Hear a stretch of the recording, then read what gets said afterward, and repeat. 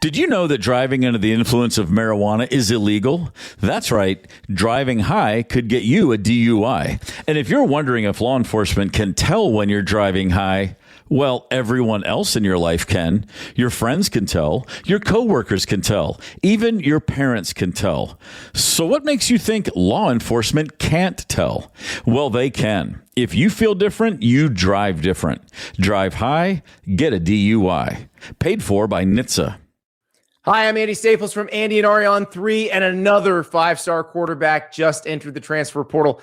That's what college football is now, a nonstop adventure, and we cover it every day at Andy and Ari on 3, whether it's the transfer portal, the college football playoff, the coaching carousel, you name it, and guess what? It doesn't stop even when the season ends. So join us every day, Monday through Friday. New episodes drop at 3 p.m. wherever you get your podcasts. Happy holidays. Want to give your host a gift? Consider subscribing, rating, and reviewing the show this holiday season. It really helps the show grow. From all of us at Believe, have a Merry Christmas, everyone, and a happy holiday.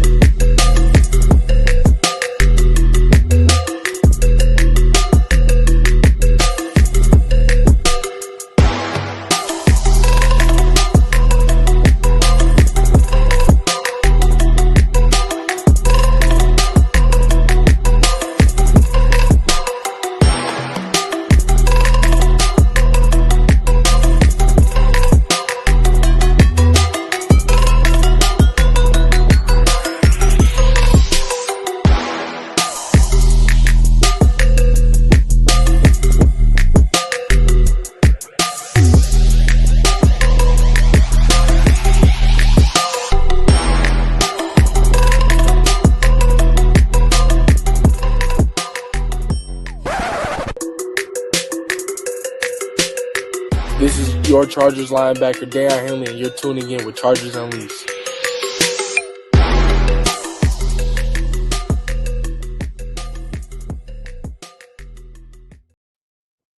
Welcome to another edition of Chargers Unleashed. Jake Hefner and Wolkenstein here with you from the LA Football Network. This is your first time tuning in to the show. Make sure to hit that like, subscribe button on YouTube. You can also follow us on Facebook, Twitter, Instagram, Spotify, and Apple Podcasts. Dan Wolkenstein, rise and shine, Charger fans, on a Saturday. Playoff implications, Week 17, Dan Wolkenstein. The final Chargers home game, just a mere 5.5 hours away, as the Chargers welcome a very tough opponent in the Houston Texans. Playoff implications all over the place for these two teams. It's going to be a fast and physical game, Dan. We got a lot to talk about today. Welcome to everybody in the chat. Hope you all had a very Merry Christmas with you and the rest of your families. Appreciate everyone coming on this morning. We got a lot to dive into. Looking forward to answering some of your questions as the show goes along. Dan Wolkenstein, Merry Christmas. How are you, sir? Merry Christmas. Happy early New Year. Saturday, December 27th, and we got playoff implications aplenty. I got gadgets and gizmos. Okay, enough of that. Yeah, we don't need to talk about that. Folks in the chat, Merry Christmas. How was your holidays? I hope everybody got everything they wanted under the tree or however you're celebrating. Jake, real quick, while we let folks in the chat let us know what they're drinking. I got my latte with my new coffee cup that I got for my wife. What was your favorite gift? Not the best one, but your favorite one. Oh, so I was actually gifted. It's actually called from a company called Historic Newspapers. So my mom had actually got me this great Chargers book that had all going on, dating back to the inception of the Chargers back in the 1960s. Basically just every news article that you could possibly think of from every single season for every like big headline there was. And it was hilarious because I'm reading through some of these, like I'm going back to like reading some of like the early 70s, and I'm looking at some of the corresponding articles because it's not just Chargers that are up on the, you're seeing like corresponding articles that are, you know, as if you were reading a newspaper. Okay. Yeah. And there's ones about like dudes who invented like a hair growth product, and they're having like a whole section cut out on that. And there were some other ones that are like, they really took like the actual imprint of the newspaper, because then there's like laser hair removal in 2005, and it's got like kind of a, like a dude with like two girls around his back because there's no hair on it, and then there's like John Cena cutouts that are in there from early 2005. I'm like, whoa, like this is super cool to correlate with the Chargers, to like look at these associated articles that are in there from the newspaper. So that was really cool. Is it a sign? Is it a sign? Like, do you need to get hair removal or hair transplant or something? No, that was just the one that I happened to bring up. But thanks so much for. Look, you said outside. Where are you going with this? Look, I brought it there. You carried it over the line.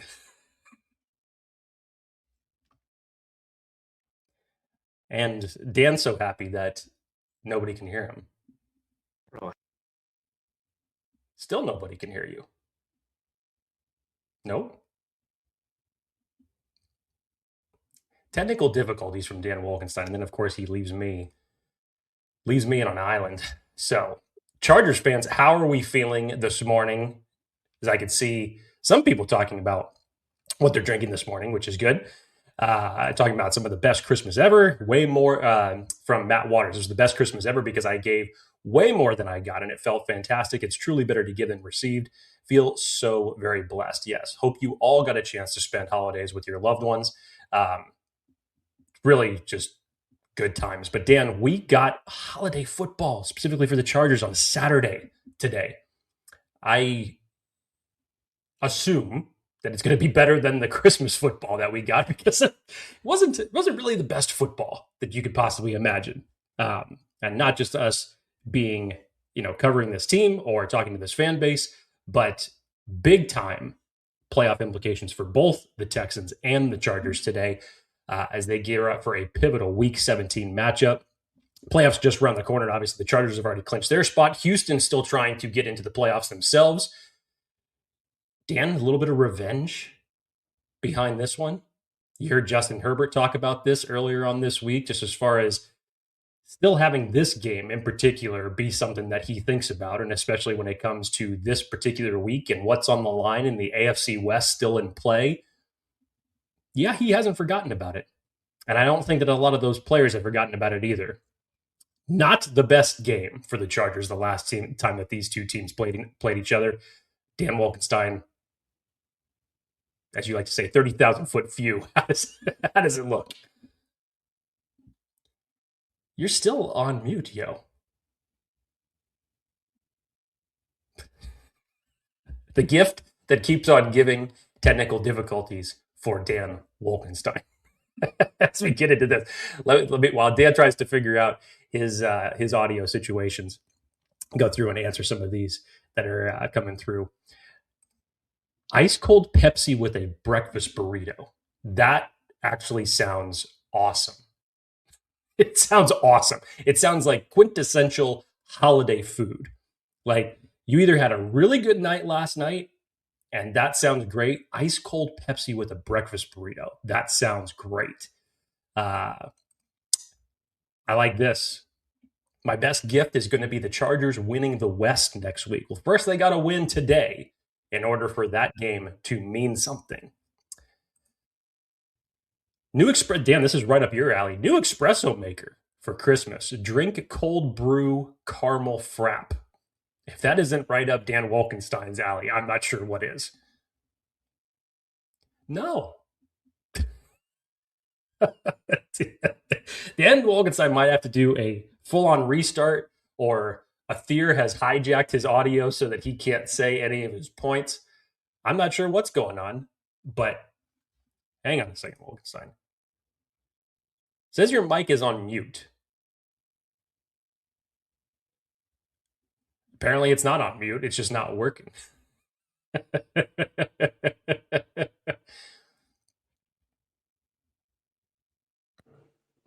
How about now? There we go. Whatever you did. Well, I guess I'm not using the mic today. Awesome. All right. It's all right. I've been there. I've been there myself. Sorry, folks. That was lame. But you can hear me now. I can hear you now. We can hear you now. Oh, wonderful. Okay. 32-12, I believe, was that last Chargers Texans game. Yeah, that not pretty. I think Justin Herbert had 4 interceptions. CJ Stroud seemingly had a good game. Nobody could catch a football other than Ladd McConkey in that game. Yep. J.K. Dobbins with a whopping 26 yards rushing.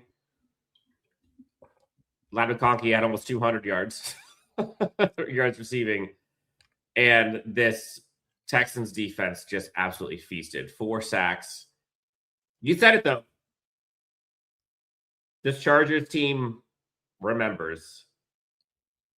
Justin Herbert talked about it this week. He remembers as well. 30,000-foot view for me, honestly, like this is oh gosh, this is a big game. Similar to that Jacksonville game. There's a lot of opportunity to avenge some demons. Now, they weren't able to against Jacksonville, period. Can they do it against Houston? I think we understand the assignment this year, and I think expectations should be managed in terms of what time or what kind of game you're in for. Physical. But there's one thing that is different, maybe 2 things technically, that are different between this game this year and last year's playoff loss. One, I would say Justin Herbert, for the most part, crazy. He's healthy, considering he just had a broken hand and all. But he's healthy, mobile. Looked pretty damn good last week. But this Chargers team's got weapons now for him that are not named Keenan or not named Ladd McConkey. And that is, to me, the one difference. Chargers defense looks as advertised. They had a great performance against the Cowboys last week. Chargers offense did something, showed some hope there. But again, like this isn't about that. To me, like 50,000-foot view, this Chargers team has weapons.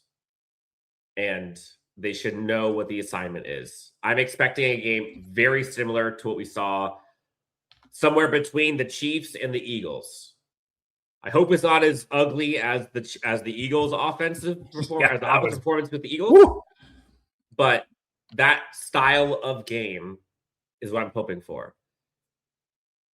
And I'm hoping that Amari and Hampton, and there's a people in the chat talking about Hampton too. Mm-hmm.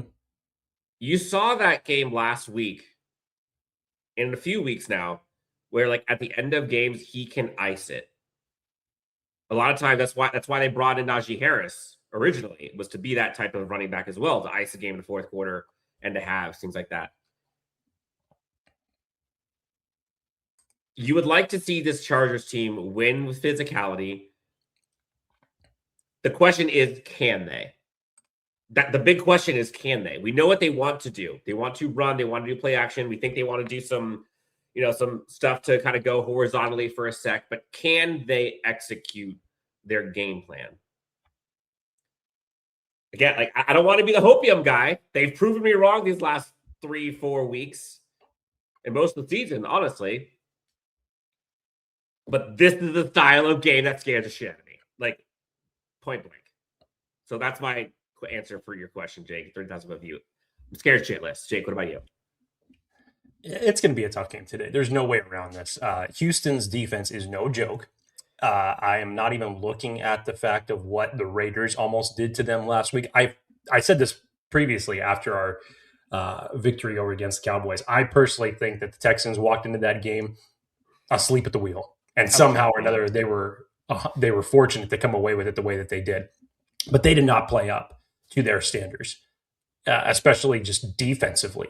It looked like, they just weren't 100% in that one, and yet they still came out with a victory. But for this particular game, Dan, and again, we go back to this when we talk about defenses the Chargers have played.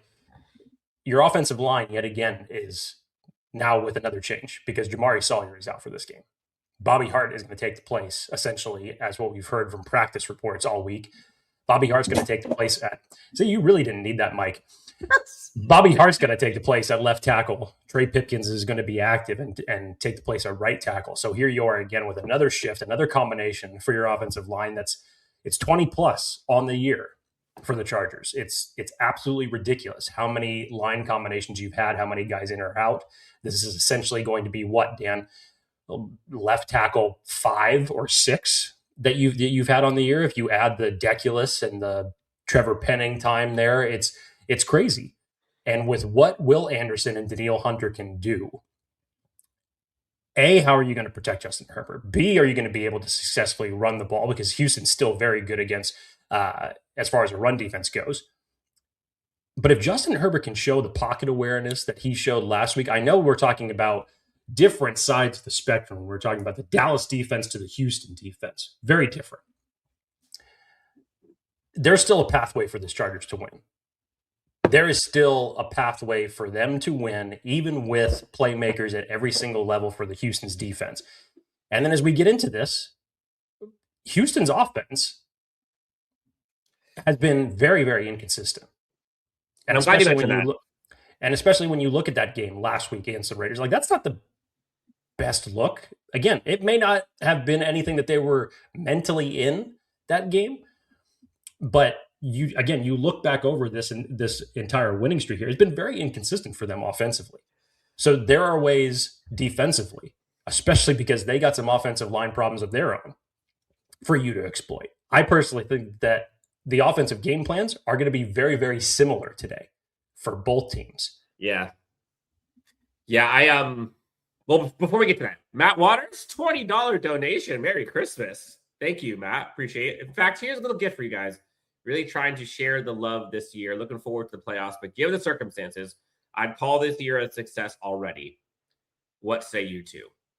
Okay, so this is a delicate dance we want to play here because they're still hunting and they're still up for more. I've said the last few weeks, what they have done so far this year has been miraculous given the context and the adversity and the circumstances and the injuries and all of that. But if we go back to beginning of the year, prior to all of the storm that has gone on this year, we had said they must win a playoff game for this year to be a success. They must win a playoff game for this year to be a success. So it's hard because that was the barometer going into it. Then, for lack of a better word, shit happened. That made that very hard, yet they're still on track. And in fact, they're still ahead of pace, if you will. So, I don't know. It's hard. It's hard. We didn't think they'd make the playoffs after Rashawn Slater and after Joe Alt 1 and Joe Alt 2 and Najee Harris. So it feels like we're playing with house money. So I kind of might feel like I might be with Matt Waters here a bit, but also it's bigger than that. And they have a damn good head coach, a damn good quarterback, some damn good offensive weapons, the defensive leaders, Jesse Minter defense. They have enough. They have a stellar kicker to where in this AFC, who knows? So I think as I'm talking through, I'm still where I was beginning of the season. They've got to win a playoff game. They've got to win a playoff game. Yeah, there's twofold here. I think you can look at what the Chargers have overcome despite the injuries, despite some of their offensive play calling, despite Justin Herbert battling a broken hand, despite what the schedule might be, because they've had a much tougher schedule than they did last year. They have been winning in spite of those things. You conquer Kansas City for week 1. Against all odds in certain situations when guys are down that you don't feel like you're going to be able to have any success. Somehow they've been able to win the really tough games traditionally that they haven't. The ugly ones. Yeah. And so for that in and of itself, I think you can call that a success. But to Dan's point, if you don't win a playoff game, that's all that's going to be remembered. Because the narrative over Justin Herbert's head, which everybody loves to carry over him, or the Chargers, is still haven't won a playoff game. Still haven't done it yet. You lost in Jacksonville in embarrassing fashion because your defense gave up God knows what for that dramatic comeback. You lost very, very ugly in Houston last week on the back of 4 turnovers. a playoff win is the barometer for success, honestly. So there's different ways that you can look at it. Right now, you could say where they're at 11-4 and what they've overcome. That's a success within itself, given everything. But you clinch a playoff spot. You know you're going to be in the playoffs. Where you're going to be, time will tell. But you need to get a victory there to really call it a success. Yeah, real quick, Jake, before we get to kind of the offense versus defense on both sides and the injury update, at least the latest that we have, let's pay the bill. Let's talk about our friends over at Sleeper. Everyone, the NFL playoffs are just around the corner, which means you now have a chance to win up to 1,000 times your cash on daily fantasy football with Sleeper. Football has never been more exciting than it is right now, with players like CJ Stroud, Justin Herbert. Pick on these stats for these stars like touchdowns, passing yards, receiving yards, fantasy points, and more for up to 1,000 times payout on Sleeper. Get your picks right and you could win big. Just use the promo code Chargers LAFB and you can get up to $100 match on your first deposit. Terms and conditions apply. See Sleeper terms of use for details. Currently operating in over 25 states. Check out Sleeper today. So, Jake, the Chargers team going up against a Houston Texans team that, to me, like they are a one-sided football team. And for most of this season, given all this up, it's kind of like what the Chargers have gone through. Now, this might sound a little crazy. This might sound crazy.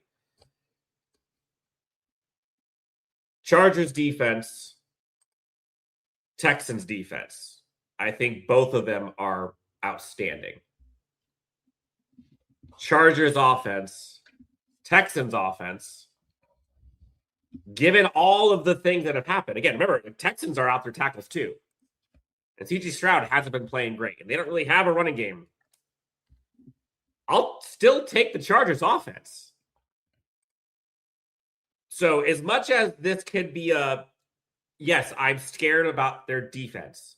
They're scared for this Chargers defense as well. So I think advantage coaching might be up for grabs. I'd like D'Amico Ryans a lot. But I think defense, I would say maybe slight edge to Houston. Offense, I would say slight edge to Chargers. Special teams, slight edge to Chargers. You're at home. This is about like you taking what they did to you and flipping it. Right? Like what we saw in that Eagles game, what we saw in that Steelers game, what we saw in the Chiefs game, what we saw in the second half of the Cowboys game. Those are foreign movies to Chargers fans. Like, we don't see that stuff. And those types of games are what we lost in 2024, crescendo 2024 playoff loss. So this is a different football team. And they have the pieces now that they didn't have before. But who's starting? Like, who's even playing? So, again, the Texans' offensive line is without their two starters, I believe. Both tackles look like they're not playing today. At least one of them is not. Arante Irsay is officially listed as questionable. Has a hand injury. Has putting the club on it. Essentially, we'll see if he ends up going for this game. And Arante Irsay, by the way, has given up 8 sacks, 11 hits, and 43 pressures. So, in true pass sets, he has a pass block grade of 50.4. So, like, he's not that fantastic either. Ed Ingram, their guard, 51.4 pass blocking. Laken Tomlinson, 55.4. Woody Marks, their running back, both their running backs in the 40s. Trent Brown, probably their best one. He's not there. The only offensive line that they really have that's good, that's consistent right now is Jake Andrews.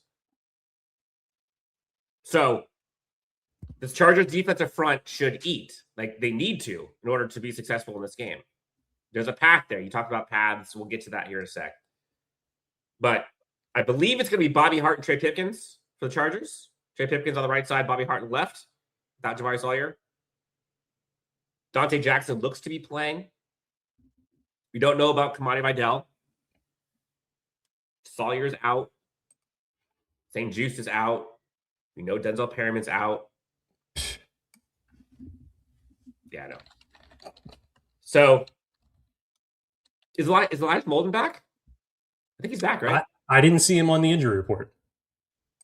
That's big. So he's ready to roll. As far as the latest injury report, as far as who's in, who's out for the Chargers. Dan obviously already talked about some right there. But in terms of who you expect to get them, so again, questionable status is Mekhi Becton, Tier Tart, Kamani Vidal. If Mekhi Becton doesn't end up starting this game, I don't know what the hell the offensive line is going to look like. Again, it's not doubtful, it's questionable. I'm hoping that he's going to be able to play. I don't have any fear of it, but just on the rare chance that it didn't, I couldn't imagine what this Chargers offensive line would look like in that circumstance. Darius Davis once again out, RJ Mickens once again out, Jamari Sawyer and Benjamin St. Juste all officially out for this game. But Dan, on the Texans side of things, they get a couple guys back. Obviously, they didn't play Woody Marks last week.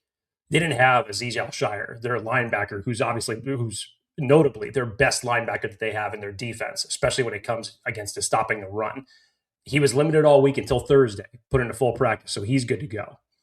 So it'll be interesting to see. Again, I don't think that there's as many glaring holes more notable than what Jamari Sawyer is for the Chargers and how you're going to go up against this Houston Texans defensive front. But this is the hill once again that you're going to have to juggle. And it's really unfortunate given the standpoint of since the time that Jamari Sawyer has been inserted at left tackle, your offensive line has started to get some cohesion and some semblance of balance when it's come to protecting Justin Herbert. Last week, how good was it to say that the Chargers did not give up a single sack to Justin Herbert? That felt like a strange anomaly, but it's something that we have not said in a long time. I wish I could say that that's going to happen later today, but that's not going to be the case. That's not going to be the case. I'm sorry. Spoiler alert. That's not going to happen today. So, again, you could. I think Chargers fans can and should feel bullish about the Chargers defense versus the Texans offense. But Jake, I think all eyes, we know for good reason, is on the Chargers offense versus the Texans defense. And again, I'm hoping that this is going to be a slugfest. I'm hoping that this Chargers, but I hope it is, because if it's not, it's going to be like what we saw in 2024 playoffs. It's going to be like what we saw in 2022 playoffs with Jacksonville. It's going to be what we saw with the Colts. It's going to be what we saw with Jaguars this year. That's the two options I see. This is not going to be a shootout. We all know that. The defense is going to have to carry. This is one of those, this is why you pay Jesse Minter. This is why you bring in Jim Harbaugh. This is why you have those defensive ends for this Chargers team. On offense, though, to me, I want to see them lean in to what we've seen these last 3 weeks. Give me the 6-7 linemen. Give me the Trevor Penning as your tight end. Bring back Will Dissly.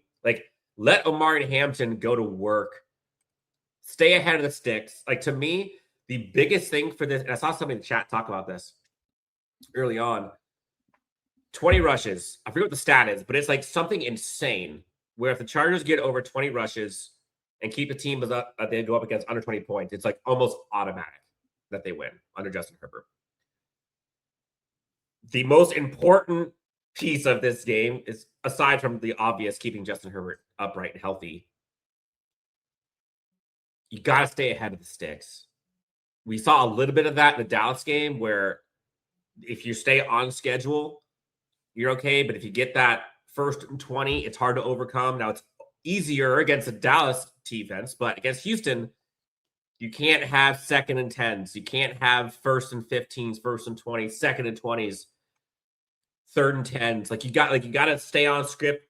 No penalties on offense. That should be number one offensive line thing. No penalties, no holdings, no false starts. Please. Give me those two stats alone will be big for me. But yeah, lean into it.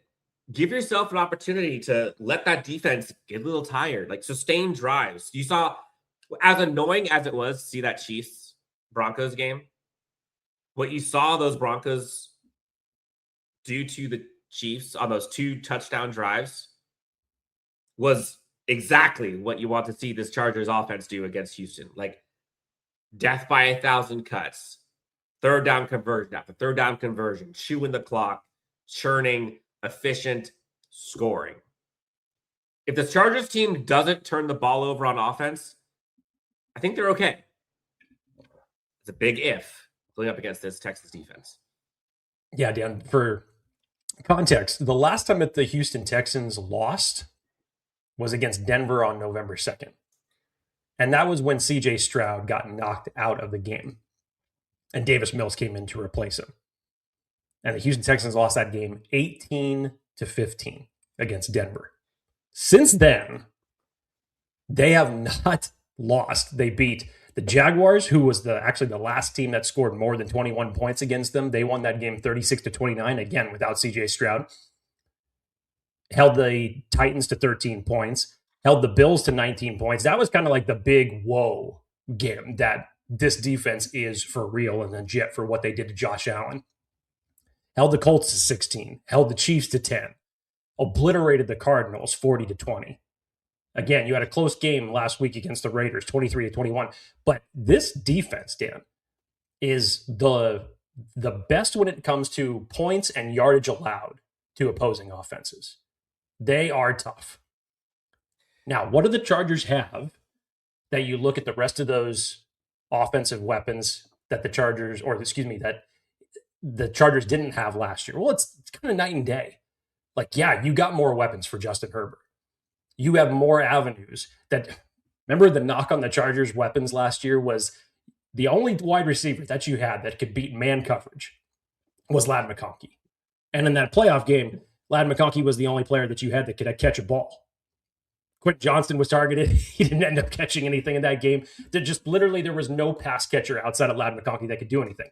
This year, you've obviously seen a much better, more efficient, reliable offense for Justin Herbert when it comes to weapons. Dan, when I look at this, outside of how much I know that the running game is going to have to be a factor here in the Chargers' success, and again, that's going to be a tough task within itself now that you're having different offensive line combinations, and really where the Chargers win the most when it comes to the run game is not between the tackles. We know that they can't win between the tackles, but it's their outside runs. Can you still find success now that Bobby Hart shifting over to the left side? Can you find success with Trey Pipkins coming back into the lineup and going to the right? I'm with you, Dan. Give me more of these screenplays that we've kind of seen sprinkled into the offense over the last few weeks. I like it. He has risen. I like it. Give me some more of that. Dan, I look at this again, depending on what Azeez Al-Shire's game status ends up being, and obviously we'll know the inactives here in just a few hours.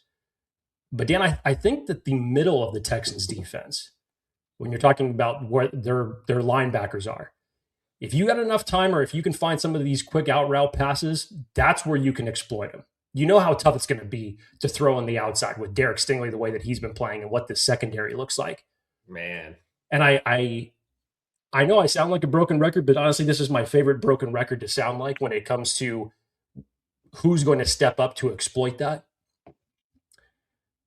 Trey Harris and Rondé Gadsden. You didn't need a Rondé Gadsden last week. I thought you were going to use him a hell of a lot more given what Minnesota did to Dallas's defense and what Hawkinson ended up putting up in that game for Minnesota. But you didn't need him. I think you'll need him today. I definitely think you're going to need him today. And so if you're saying where is a good spot where the Chargers can look to exploit this vaunted defense, it's in the middle. And if Azeez Al-Shire does not end up playing again this week, he probably will. He was a full practice, so he'll probably be ready to go. So expect him out there. But that's an area that I think that the Chargers can look to exploit if we're talking about the quick throws from Herbert. Try to protect him from this pass rush from Danielle Hunter and Will Anderson. That's where you see some vulnerability outside of going jumbo package, 6 offensive linemen, Will Dissly in there to block every single snap if possible. That's where you look to exploit. Yeah, I mean, don't get it twisted. The linebacker, the middle of their roster is the weak point or weaker point. And that's only because their front and their secondary is insane. Jalen Petrie, Derek Stingley, Kamari Lassiter, those three guys, I don't think you can find a better trio than those three in the NFL. And I'm talking Broncos included. I mean, passer ratings allowed by those guys: Jalen Petrie, 63.4. Derek Stingley, 64.3. Kamari Lassiter, 71.9. So the secondary is good. Now, Kalen Bullock, I think, might be the area that you can target in that. I think that might be something that will show itself when he's matched up against the Oronde Gastons or the Trey Harrises. So that might be the matchup. If it's not a linebacker, it'd probably be him. And then look at the defensive front. Like, there's a reason why that defense statistically, and just using the eye test. I mean, look at some of these, like, they're top 5 in almost every category. Yards allowed per game, first in the NFL, 272.3. Passing yards, number 4 in the NFL, just 176 yards per game. Rushing yards, 4th in the NFL. Scoring percentage, best by 5 percentage points, just 25%. This team is absolutely insane on defense. It's because they have a great secondary and a great front. Now, how do you beat that? Like, you try, again, it's kind of one of those things where, like, you try to contain it, I guess, right? Like, don't let yourself get into those scary situations. But, like, that's asking a lot because these defenders are insane on the front, too. Like, let me go back to, what was the numbers I was looking at for rush grades? Will Anderson and Daniil Hunter, both with elite pass rushing grades, 91.7, 89.5. Combined, Will Anderson has 87 pressures. Daniil Hunter has 75. That's like 188 pressures with 2 guys alone. That's more than most NFL teams. So you got, this is an all hands on deck team. And don't get cute. Don't get cute. Like, I think this is one of those games where you should know who you are and who you aren't. You should know what your weaknesses are and where your strengths are. This should be quick game to folks who can get open one-on-one. So I'm looking at Ladd, Keenan, Gadsden, Hampton. Those 4. If there are times you could take a shot here every now and then, do the deep shot to Quentin, which is crazy. We're talking about that now, I know, but give Quentin the ball in space. But none of this 7-step drop. Like, just no. Don't even worry about it. Like, don't even test it. It's not worth it. Stay clean. That's the biggest thing is just stay. And punts aren't bad. Punts aren't bad when you have defense like what the Chargers have this year. You just can't turn the ball over. And you can't get behind the sticks. And it sounds so easy to say, but it seems like this Chargers team last month has been ramping up for this moment, right? Like, since that Jacksonville loss, we've kind of seen it. But don't get it twisted. Like, this Chargers offensive line is not good, and the Texans defense is insane. Those things are still true. You got to run, got to be efficient, and you got to catch the ball on 3rd down. Yeah, Dan, you talked about the run. It'll be interesting to see because obviously that's been a formula for the Chargers' success here since the bye week, for them going more run heavy and obviously needed to protect Justin Herbert because when he suffered the broken hand in the Raiders game, you kind of needed to rely on it. But even still, Houston Texans rank 4th in the league in rushing yards per game given up. Like, they're damn good all over the place. Both sides. Yeah. So where are you going to be able to find your success? Like, yes, I think you're going to be in 6 offensive lineman personnel for a majority of this game. You should be. Omari and Hampton's going to have to be huge as far as a crutch that you're going to have to lean on. Where are you going to be able to get some of your wins, considering the fact that you really only have 2 lanes of success for the Chargers to run to when it comes to the offensive line? So is Houston just going to load the box and dare Justin Herbert to beat them when they've got a great secondary? It's going to be a challenge today. It's going to be an ugly, physical game. This isn't not going to be a high-scoring game. It's not going to be, if it's going to be one-sided, I don't believe it's going to be from the Chargers. The Chargers are not going to come out there and light up the scoreboard. I just don't see it happening like that. I'll say right here, if it is Super Bowl contenders right now, like I will put my stamp on it, sign, seal, deliver. Look, I'll say this: it was a great game to get back in rhythm for Justin Herbert and to see the offense have a resurgence that we haven't seen from them in about a month, when it's been their defense that's been carrying them these last few weeks. And don't get me wrong, I think that Justin Herbert will have a much more efficient game this time against the Texans than the last time he played them.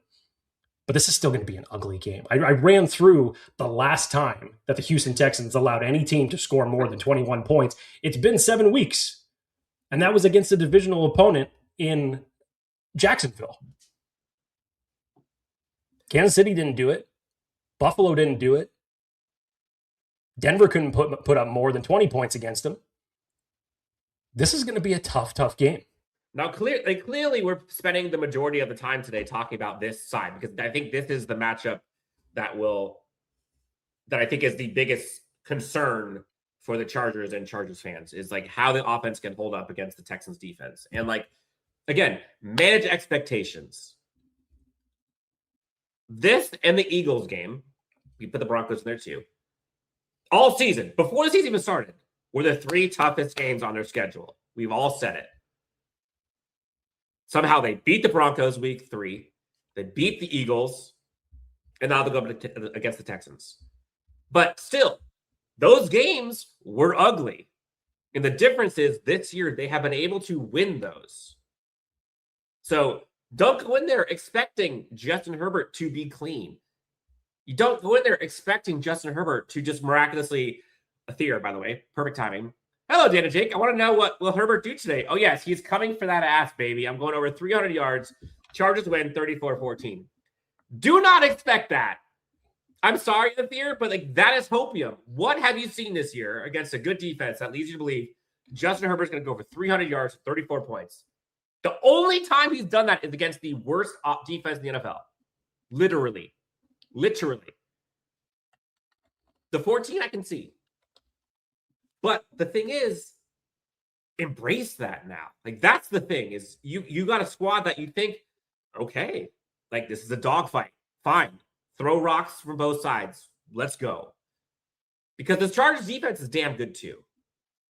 So just keep it clean, effective, and try to rid of the crucial back-breaking mistakes. You look at the 4 interceptions that he threw last year. Not all of them were his fault, but still.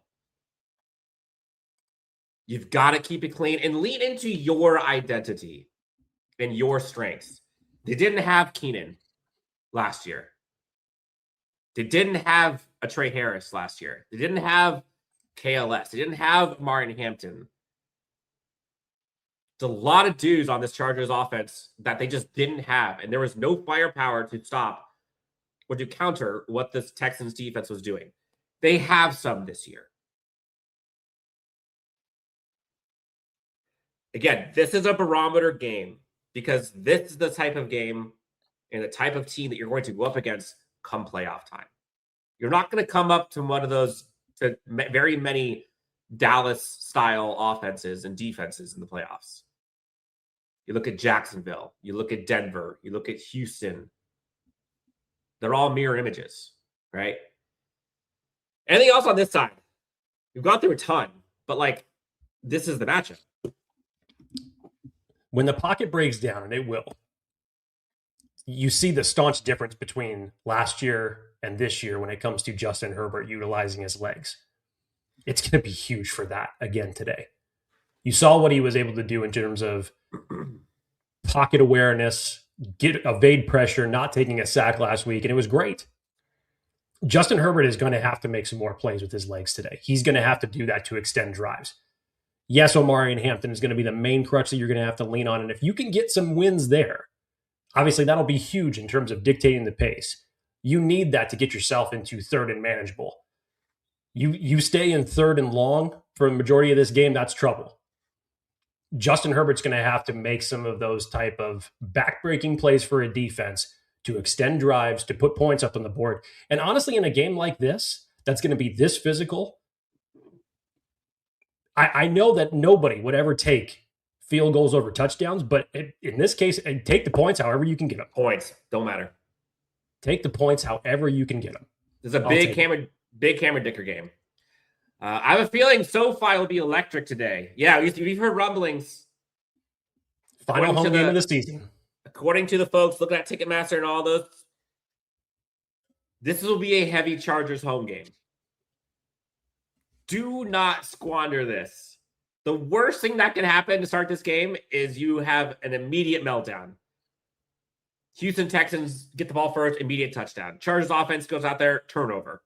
Last 2 weeks, they have allowed their opposing opponents on the first drive to go down and score a touchdown. Give those Chargers fans reason to get crazy because we are itching. Like we are so ready for that. So ready for that. There's someone that put on here. Okay, so someone was combating what I was saying. Mighty. Dude, Justin's played 6 years. He's shown us that he can. I think he's referencing to Justin going scorched for 34 points, 300 plus yards. You say it's hopium, but we have seen it. So I said the opposite is true. And you just refuse to see it. Even though you have already. Now, again, context matters. We have seen Justin go scorched earth, and he is an incredible quarterback. And he has gone Herculean mode so many times in his career. But again, like not being prisoner of the moment, not just looking at the past, but this current team, this current Justin Herbert, this current offensive line, this current offensive coordinator, this current defense they're going up against. I'm sorry. When's the last time you saw it against that? This Houston Texans defense, I think they have the third best third down conversion percentage allowed, 34.6. Fourth down conversion percentage, I think where are they?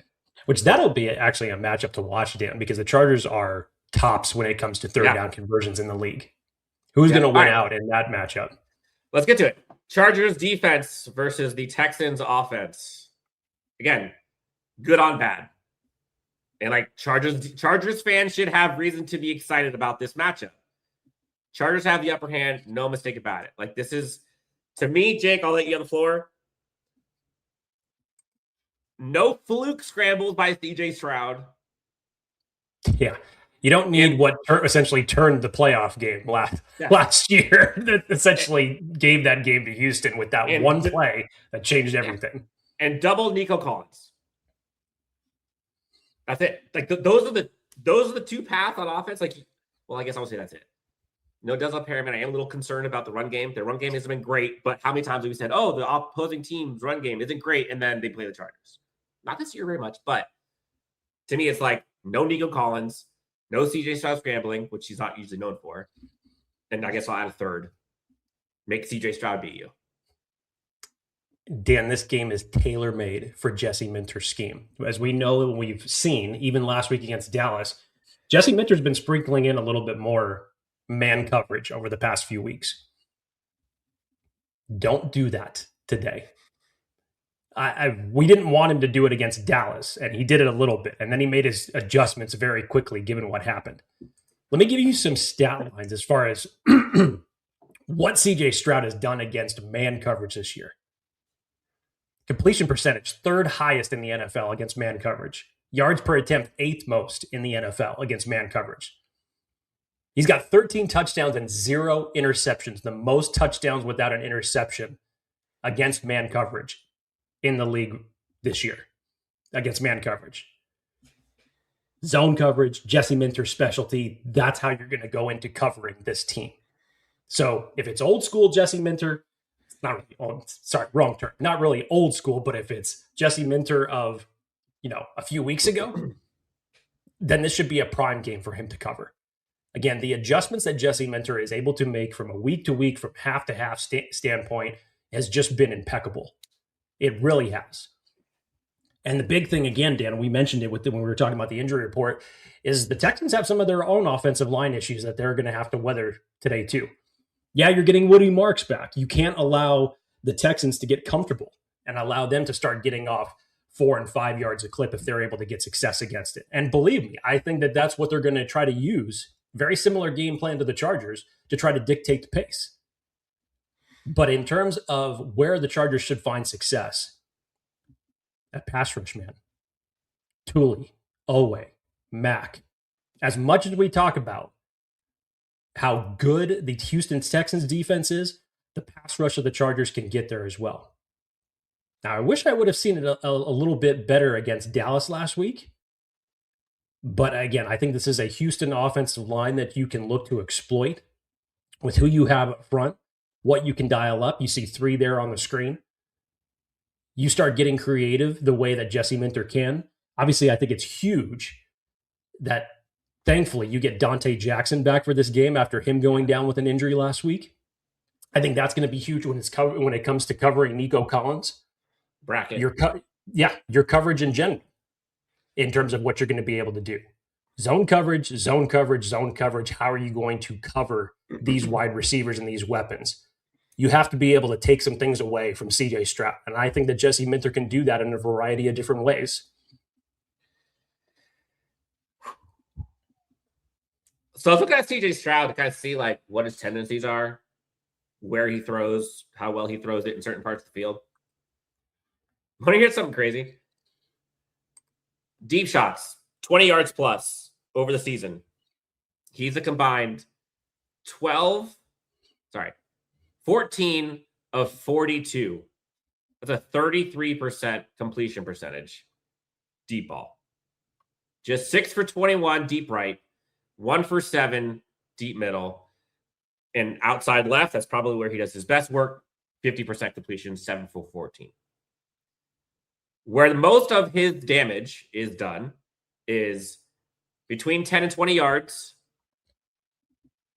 So I should say between 0 and 20 yards in the middle.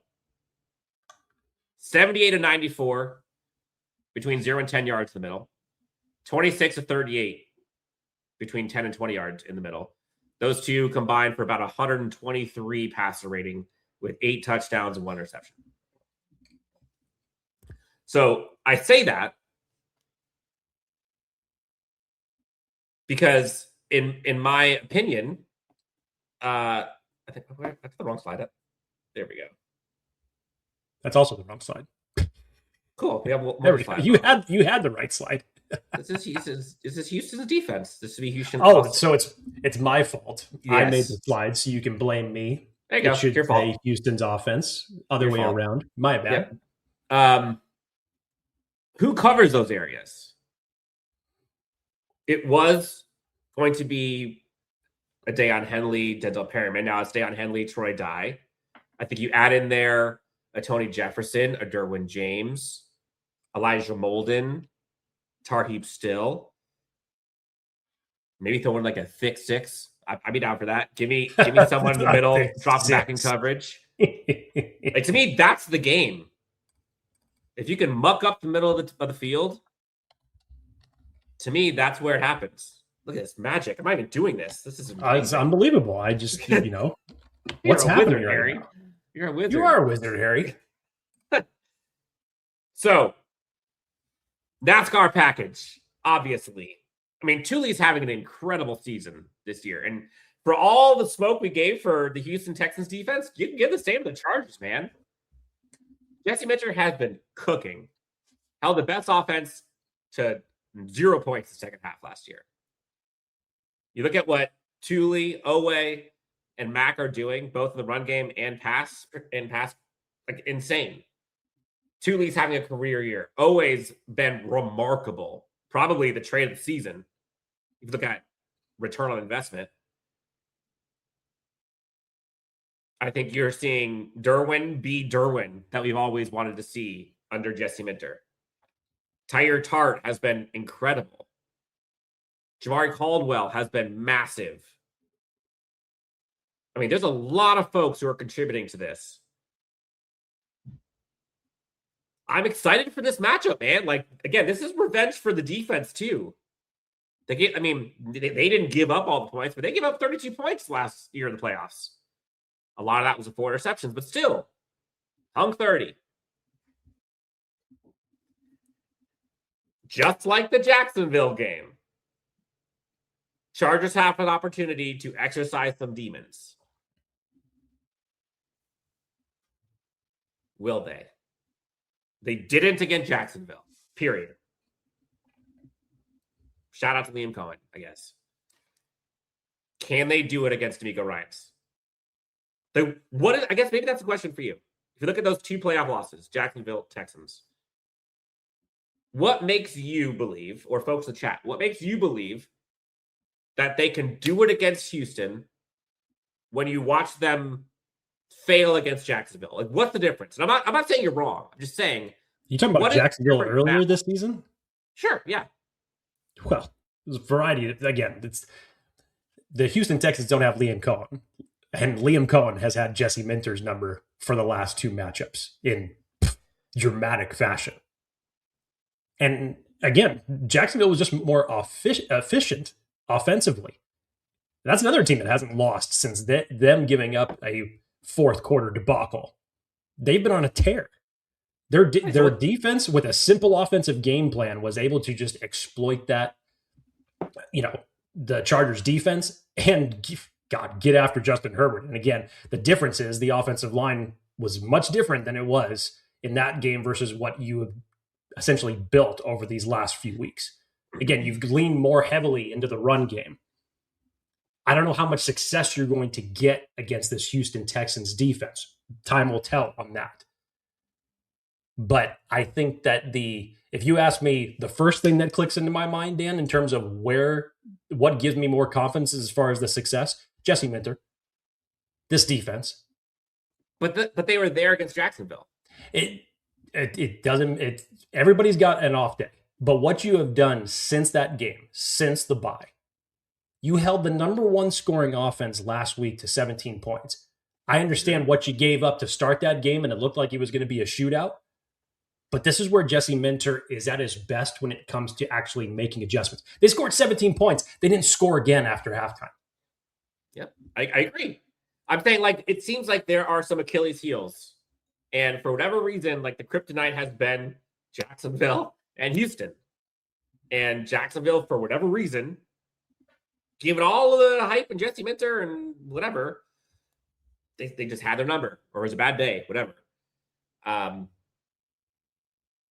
I agree. This Houston offense, I'm looking at the chat, Houston offense is nothing like what Jacksonville's was.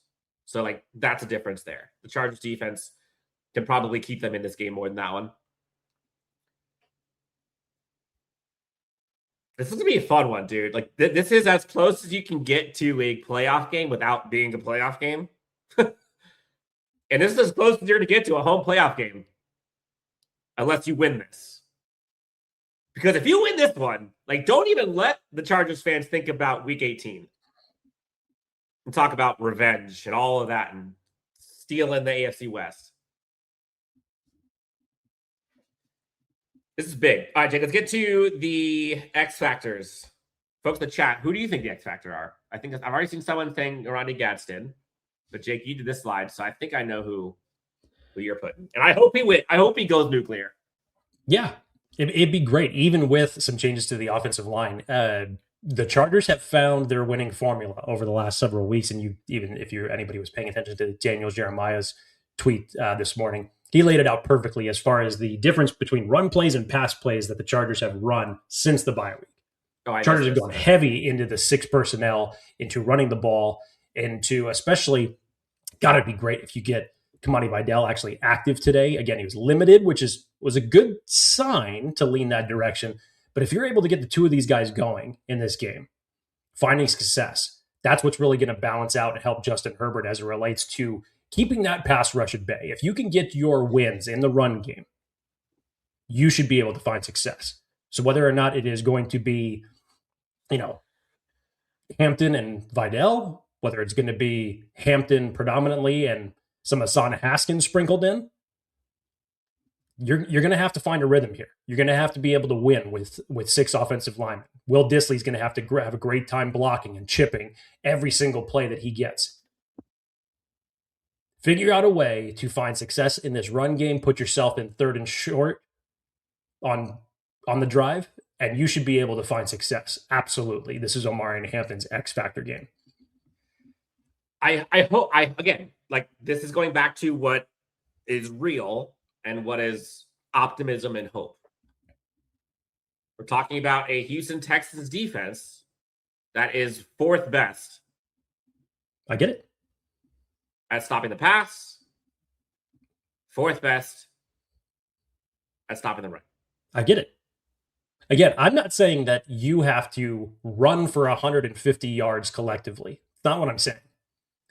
Your running game has to do just enough to keep the Texans defense at bay.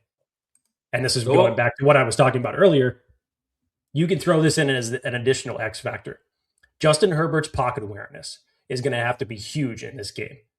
Yep. Huge. Yeah, huge. One of the things that's different from what you saw last year between last year and this year is Justin Herbert taking some of those plays himself, reading the defense a lot better, and just making the plays himself. To your point, Dan, none of these 5-step, 7-step drops for this game. If the first read, the second read isn't there, and Justin Herbert has a running lane, take it. Take it and get yourself a fresh set of downs, or put yourself in 2nd or 3rd and short situations. His anticipation today has to be key, but it's going to have to be done on the ground, which is going to have to open up those opportunities in the pass. So, what's going to win? Chargers, 6th best rushing per game in the NFL. Texans, 4th best against. Good on good. Like, this is where, if this Chargers team can lean in to who they want to be and who they actually are. And if you look at it statistically, they are a damn good running team right now. And they've got a dual threat quarterback. And they've got guys that can win one-on-one scenarios. That's who they are. If you see them doing other stuff, it's a recipe for disaster. So, X factor on defense, Jake. Let's say you. It's Troy Dye. I'll say it again. I said it after the Dallas game when we got these reports. The suspension of Denzel Perryman is bullshit. I don't care which way you want to slice it. I don't care which way you want to try to convince me. It's absolute bullshit. So Troy Dye, which we saw early in the season because Denzel Perryman wasn't playing, Troy Dye is going to have to come up big today in the middle of the field next to Deion Henley. Mm-hmm. That's going to be huge. Taking away arguably one of your best run defenders, sorry, it's not arguably, that's the fact, is big for these last 2 weeks. Troy Dye is going to have to come up huge today and next week against Denver, whether there's playoff implications or not, whether that game means something or not. He's going to have to come up big today. No question about it. There's a few I have on this. Oh, you could put a lot on this list. That was just the one that easily jumped out to me. To me, like, and you could put like Thule, Owe, Mack on here in terms of getting pressure on Stroud. You could put, Dante Jackson, Derwin James on here. Whoever's covering Nico Collins' side. Cam Hart probably put up there. I think Cam Dicker is a huge one. He doesn't play defense, but Cam Dicker's massive. To me, though, it's about like the middle of the field. It's about clogging up the middle. And so, yeah, it's important for the run game, but if you can get like the precedent that you saw Tony Jefferson and Derwin James set in that Chiefs game, where nothing came easy and they just knocked the crap out of them and set the tone. That's the style that you're looking to see in this game too. But yeah, I think an ultimate X factor in the entire game is probably Cameron Dicker. And the guy has just been absolute nails all season. All season. The best kicker in the NFL, period. Will that win you a game? This is one of those games where by any means necessary, give me a 3-2 victory, I don't care. There are style points in certain games, and this one doesn't matter. Throw it out the window. This is going to be fun, man. I'm so excited. I was so close to going to this game today, But the holidays got the best of me, and honestly, we are worn out. With 2 kids, it's tough getting up to SoFi. But I'm so excited for those who are going. This should be a magical game. I'm hoping this is a magical win or loss. This should feel like a playoff game. I don't even want to get to like it's okay if they lose. Like I don't want to temper, right? But like as up in the clouds and as hyped and as excited as we all are for this Chargers team, like I think it's important to manage expectations and manage like feelings and hopes going into games like this, right? Like they've won 11 games this season in some crazy fashions. They lose this one, they still won 11 games with a chance to win 12. So if they lose this, does that mean season's over? It's a wrap? No, it doesn't. I think that there is more of, to me, the upside of a win is much bigger than the downside of a loss. They lose this game, what has changed? They win this game, holy shit. That's kind of where I'm at. Am I wrong?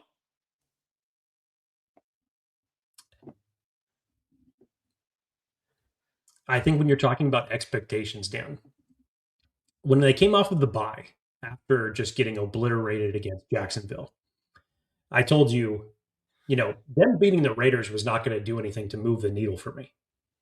And we had talked all week leading up to it, this 5-game gauntlet that Chargers would have to go on. And then Justin Herbert suffers a broken hand in that Raiders game. And you think to yourself, well, how are they going to do it? How are they going to do it? And then even in ugly fashion, on the backs of the defense, you got it done against Philly.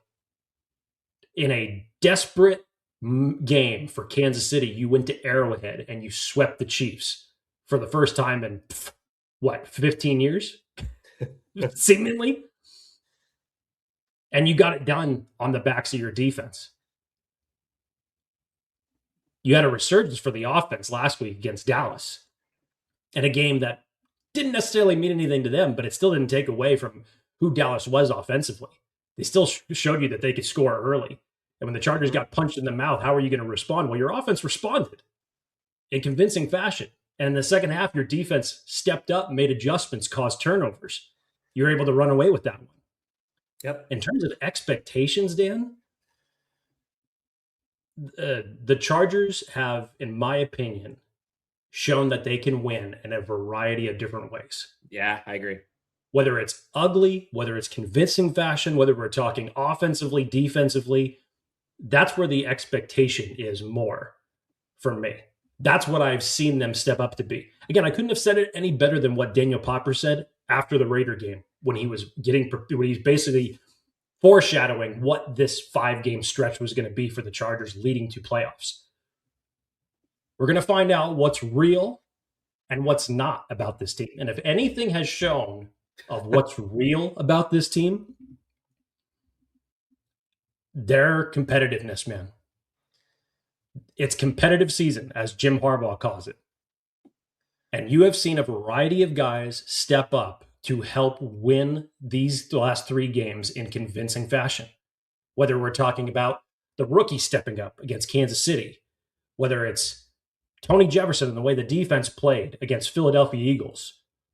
Again, the resurgence from Justin Herbert and this offense, not allowing a single sack against Dallas and seemingly what was going to be a shootout. Traditionally, you could look at least 2 of those games. Chargers don't win those type of games. Past Chargers teams don't do it. They don't. The grit, tenacity, and competitiveness that this team has shown over the last several weeks, bigger picture on the season, given the injuries that they have faced to their running backs, to their quarterbacks, to their offensive line, and a variety of other different places, they have shown they have learned how to win. Despite all odds. Yep. And if that's going to transition into our bold and game predictions, Dan, let's do it. Let's start with the bold.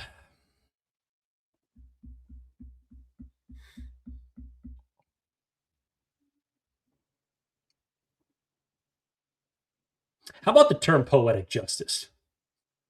Poetic justice. Poetic justice. Again, I do not foresee this to be a game where either team scores more than 20 points. It's going to be ugly. It's going to be low scoring. It's going to be physical. So that's leading me to the defense to make a bold prediction on this one. Dan, the Los Angeles Chargers are going to force 3 interceptions on CJ Stroud today. How about some poetic justice? For the last time that these two teams met, let's put the shoe on the other foot. Oh, I'd struggle, honestly, with so much in this game because I feel like bold predictions go so much in line with the hopium, right? Well, that's why they're called bold predictions. I know. No, I know.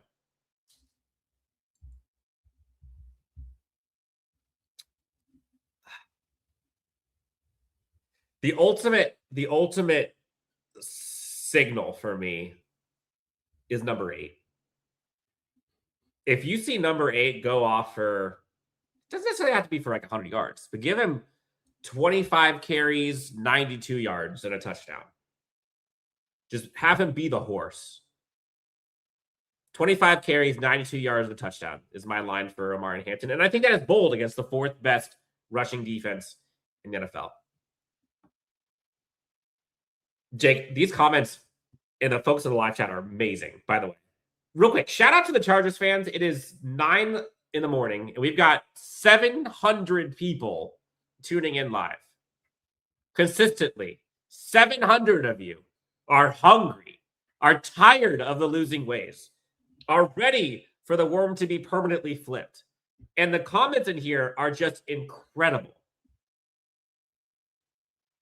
You see, like, it is palpable how much this Chargers fan base is ready for this. And it's damn exciting, man. It is damn exciting. And it's because of how this Chargers team has responded. This feels different because they've played different. They've won different. Don't let this Chargers team win this game. Because, man... I mean, Texans. No, both. For 2 different reasons. Give this Chargers fan base more momentum. Give them a victory like this. This shit's about to get nasty. You're talking about for opposing teams. I get you. Yes. That's what I'm saying. Again, if they lose this game, I'm not sure what has changed. If they win this game, holy shit. Bolt fan, we back. Game predictions, Jake. Before we sign off here. Go ahead. Dan, I have not picked once against the Chargers all season, and I'll be damned if I'm going to start now with 2 games left. With these type of playoff implications, still for the Chargers, I know that they have already clinched a playoff spot. But Jacksonville did you a favor a week ago. Mm-hmm. They handled a big loss to the Denver Broncos, which is what you needed to be in contention for the AFC West division. Dan, I think I know exactly what this team is playing for now. I don't think that they are resting on their laurels at all. Chargers are going to find a way, despite everything that we talked about from this Houston Texans defense. Is it going to be ugly? Could I see, honestly, a 13-10 type game? Absolutely. 100%. But I don't care if it's trading field goals for touchdowns in this game. Find a way to put up points. Cameron Dicker comes up with the game winner. 20-17 Chargers. 20-17 Chargers. A lot of folks picking Chargers in this one for good reason. I get it. Again, winning these past few weeks has afforded you to get to this moment where it's the biggest game of the season. Biggest moment for the most momentum with the most riding, right? AFC West still up for grabs. Win this one, you can go win the AFC West next year in one game. You got to win this one. I'm not sure what's more important, the AFC West or this one. Win the first. You got to first of all, you have to get this win to even have that game mean anything.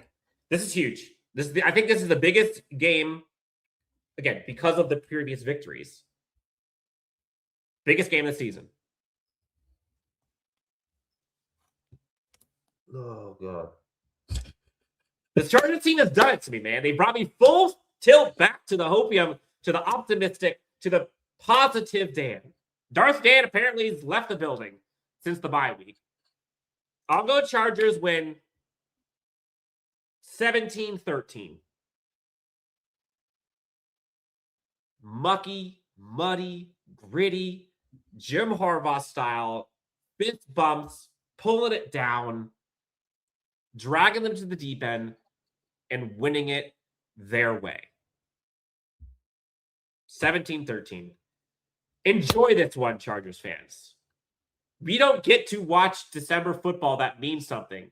End of December football with a chance at the AFC West, the number 1 seed, to exercise demons. As close to the home field playoff game as you can get. Chargers fans, go crazy. Make that place nuts at SoFi. For folks who are, nostalgic, they've got the navies today. They'll have the retro vibe all over there. So shout out to old school Qualcomm. I'm pumped, man. I'm hyped. I'm nervous, but I'm excited. This Chargers defense is for real. Quarterback's for real. Coaching is for real. They've got playmakers to help Justin. Be better than your best excuse. That's all I ask. Their best excuse is their offensive line. Be better than it. Overcome it. Jake, let's take us out of here. Folks, the chat, y'all are amazing. We love you. Take us home, Jake. Let's get hyped. In just over 4 hours. Chargers' final home game of the season against the Houston Texans. Playoff atmosphere like you're not going to believe. It's essentially been playoff mode for the last 3 weeks for the Chargers.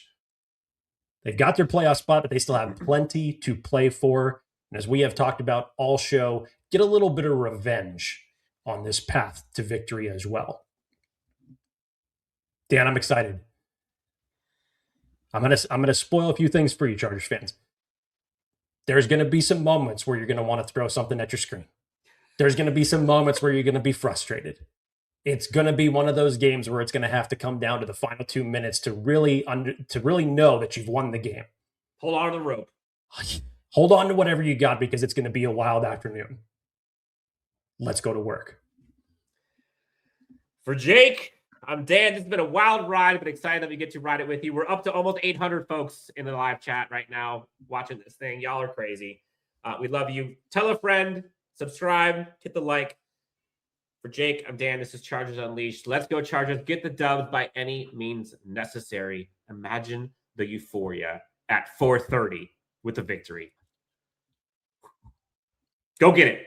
Let's go. Enjoy the rest of the day, Saturday. Please get the win. Love you all. Happy New Year.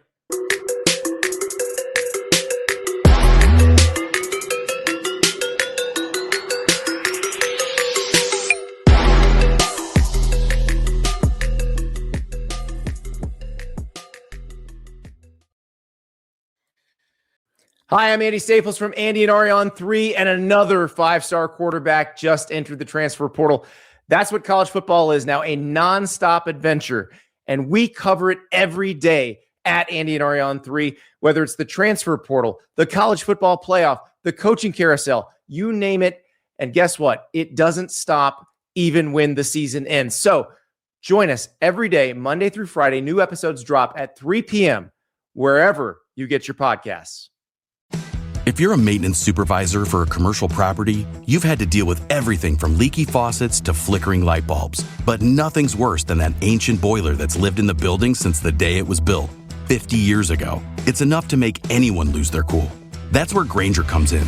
With industrial-grade products and dependable fast delivery, Grainger can help with any challenge. From worn-out components to everyday necessities. Call, click Grainger.com, or just stop by. Grainger, for the ones who get it done. Happy holidays. Want to give your host a gift? Consider subscribing, rating, and reviewing the show this holiday season. It really helps the show grow. From all of us at Believe, have a Merry Christmas, everyone, and a Happy Holiday.